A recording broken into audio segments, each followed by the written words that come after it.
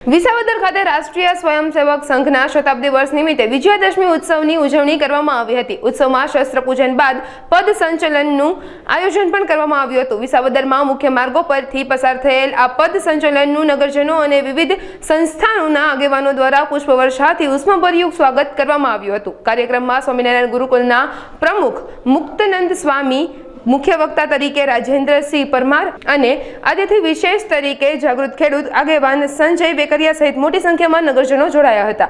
આ ઉત્સવ થકી વિસાવદરમાં શિસ્ત અને રાષ્ટ્રભાવનાનો સંદેશ દ્રઢ બન્યો હતો। राजेन्द्रसिंह परमार विभाग संपर्क प्रमुख આજના વિસાવદર ખાતે વિજયાદશમીના ઉત્સવ નિમિત્તે આજના કાર્યક્રમમાં ઉપસ્થિત થવાનું થયું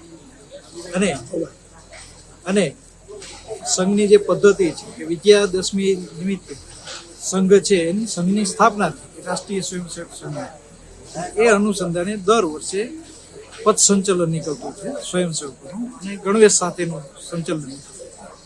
આ ગણવેશ સંચલનમાં ઘણા બધા સ્વયંસેવકોએ ભાગ લીધેલો તેમજ 100 વર્ષ નિમિત્તે સંઘને 100 વર્ષ પૂર્ણ થઈ જાય તો એ નિમિત્તે વિસાવદરમાં 40 જેવા નવા સ્વયંસેવકોએ છે ગણવેશ ખરીદેલો અને પદ સંચાલનમાં એકત્રિત કર્યા।